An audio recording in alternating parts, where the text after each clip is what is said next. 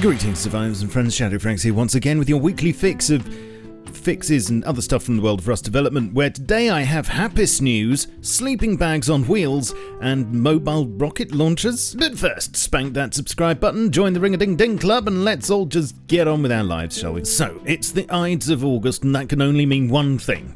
Well, two things, I guess. Firstly, the new underwater update's been thrashing about on the docks for a whole week, and thus the team know approximately what needs to be changed now, i.e. what you're having too much fun with. And secondly, whatever comes next has started popping up in the commits for you to collectively grumble about and prompt you to light little candles for what's left of your frame rates. And to begin with, there were a couple of optional updates to clients and servers over the last week to murder some bugs that had been summoned into short-lived existence by the tsunami of moist new content. These were fairly minor and mostly targeted visual annoyances, but also included some performance tweaks, such as sharks now sleeping whilst no one's looking. Popular opinion states that a shark, like Rust itself, generally doesn't sleep in the traditional sense, but they probably do all sorts of things when you're not looking, so nobody's quite sure.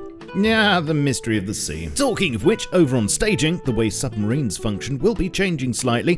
Blips on the Duo sub's sonar will now only bloop for other subs that have their engines on, so the hunt for Rust October might not be quite so easy. Bullets will do slightly more damage to subs, and riding in them now also counts towards your boating stats. Also, rear passengers can swivel all the way round but no longer drink, because that's just so irresponsible. A toy you were clearly enjoying too much and thus must be confiscated is poor little Hardy, the surface torpedo. He was just too blasted good at his job, and there was something mumbled about not being able to counter a sub when it was submerged unless he swam out.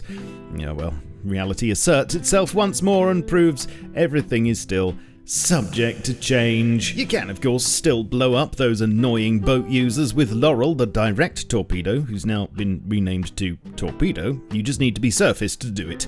Sadly, though, the explosion force on boats has been reduced by 75%, and, while at it, the explosion forces on minis and scrap helis was also reduced by 95% to prevent players being buffeted about too much by SAM sites.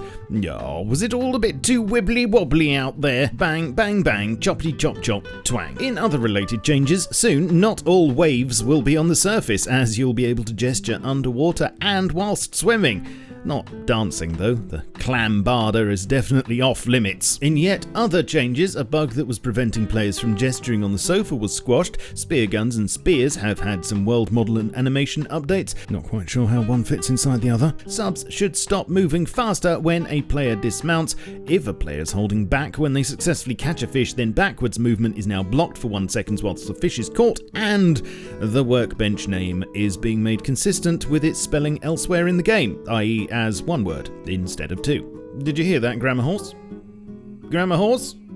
Oh no, not again. Hey, shame about the horse. You want to see something? Oh, hello there. Who are you? I'm Prefab Wolf. Prefab Wolf.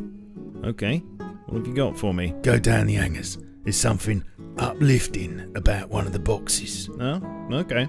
Oh, very nice. Yes, that's definitely not right. No worries. In works in progress, it looks like we're getting a new vehicle module, one that was mentioned a few months ago but has been sitting on the hard shoulder in concept limbo since. According to this week's commits, it seems like it will have more than 2 sleeping bags/seats in it. It'll include a locker and a small barbecue. How big is this thing? Or will you have to buy it from Doctor Who? Stay tuned for more details and some visuals as soon as I have them. After a break of 3 months, Happy's work has officially started up again, and it was of course disabled after the HDRP backport visual update and requires a lot of rubbing and sanding to get it into shape. Plus, the opportunity is being taken to significantly modify it. Looks like this week's work is concentrating on the south part of the island and desert area. Talking of which, what's that coming over the hill? Is it a monument? Yes, indeed. Just when you thought there weren't enough no-build zones, it looks like a new desert military base is being hammered out, and no visuals yet as it's in the grey box stage, but it does look like there will be several variations, and the loot could be intense? Whatevs, it could be that something else rather intense might be lurking there, although this is just speculation, but also in the commits this week, mentions of an M270 MLRS, or multi-launch rocket system, which as far as I know, is usually found glued to a Bradley chassis. What on earth are they planning?